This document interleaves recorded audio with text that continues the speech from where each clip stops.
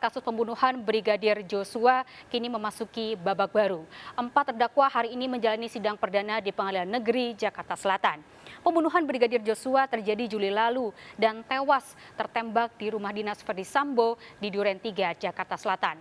Pembunuhan dilatar belakangi kemarahan Ferdy Sambo yang beralasan korban Joshua melakukan pelecehan seksual terhadap Putri Chandrawati istrinya di Magelang, Jawa Tengah.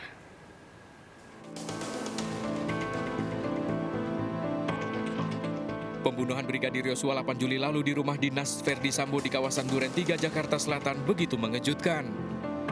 Pembunuhan ini terencana dan didalangi oleh Jenderal Bintang 2 yang saat itu menjabat Kadif Propam Mabes Polri, Ferdy Sambo. Richard Eliezer dan Ricky Rizal, ajudan Ferdy Sambo, juga terlibat dan menjadi tersangka dalam kasus pembunuhan berencana ini.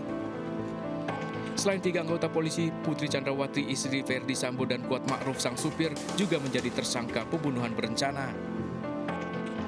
Sulit untuk mengungkap kasus pembunuhan ini termasuk motifnya.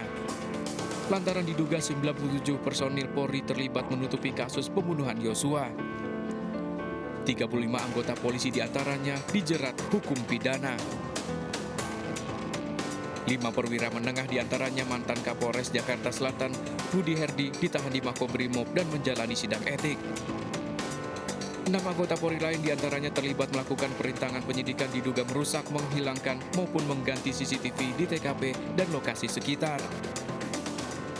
Kasus ini terungkap setelah keluarga curiga dan meminta jasad Brigadir Joshua diotopsi ulang. Hasil otopsi ulang tim medis RUSD Sungai Bahar menemukan adanya sejumlah luka tembak di tubuh Brigadir Joshua. Tembakan yang mematikan menembus dari bagian kepala hingga ke hidung. Presiden Joko Widodo geram dan meminta kasus pembunuhan Joshua diusut tuntas. Usut tuntas. Buka apa adanya.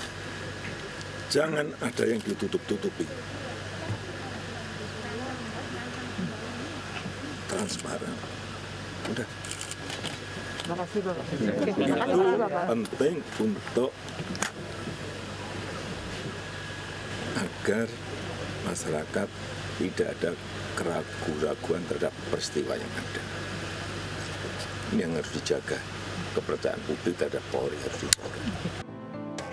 Selain menonaktifkan Ferdy Sambo, Kapolri Jenderal Polisi Listio Sigit membentuk tim khusus untuk mengusut tuntas kasus ini dengan melibatkan Kompolnas dan Komnas HAM. Kita putuskan untuk Irjen Pol Ferdy Sambo untuk sementara jabatannya dinonaktifkan. Dan kemudian jabatan tersebut saya serahkan kepada Pak Wakapolri. Sehingga dengan demikian, untuk selanjutnya tugas tanggung jawab terkait dengan Divisi Propam akan dikendalikan oleh Bapak Wakapolri. Dan ini tentunya juga untuk menjaga agar apa yang telah kita lakukan selama ini terkait dengan masalah komitmen untuk menjaga objektivitas, transparansi, dan akuntabel, ini betul-betul bisa kita jaga. Dalam rekonstruksi yang dilakukan 2 kali di rumah dinas Duren 3 dan rumah pribadi di kawasan Saguling, Jakarta Selatan, terungkap Ferdy Sambo merancang skenario pembunuhan Brigadir Joshua seolah-olah terjadi tembak-menembak. Usai Brigadir Joshua ditembak oleh Ricky Rizal, Ferdy Sambo mengambil senjata milik Joshua dan menembakkannya ke dinding. Dalam rekonstruksi, kelima tersangka dipertemukan untuk pertama kali di lokasi kejadian. Yang menjadi sorotan, Ferdy Sambo dan Putri Chandrawati, istrinya, untuk pertama kali keduanya bertemu setelah berstatus tersangka. 97 anggota Polri, hampir 1 kompi, menjadi tersangka setelah menjalani sidang etik. Hasilnya diputuskan Polri resmi memecat tidak dengan hormat mantan Kadif Propam Irjen Ferdy Sambo. Atas putusan tersebut, Ferdy Sambo sempat mengajukan banding. Pemberhentian tidak dengan hormat atau PTDH sebagai anggota Polri.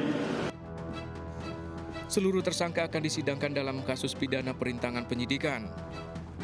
Sementara itu, Putri Chandrawati yang berstatus sebagai tersangka sejak 19 Agustus lalu resmi ditahan di Rutan Mabes Polri. bahwa terkait dengan kondisi jasmani dan psikologi dari saudara PC saat ini dalam keadaan baik. Oleh karena itu, untuk mempersiapkan dan mempermudah proses penyerahan berkas tahap 2, hari ini saudara PC kita nyatakan, kita putuskan untuk ditahan di rutan Mabes Polri. Putri mengaku ikhlas menjalani proses hukum dan berpesan pada anak-anaknya untuk selalu berbuat baik dan menjalani kehidupan sehari-hari. Doa agar saya mampu melalui semua ini. Saya mohon izinnya titip anak-anak saya di rumah dan di sekolah mereka masing-masing. Untuk anak-anakku saya belajar yang baik dan tetap mencapai cita-citamu dan selalu berbuat yang terbaik. Tim Liputan melaporkan.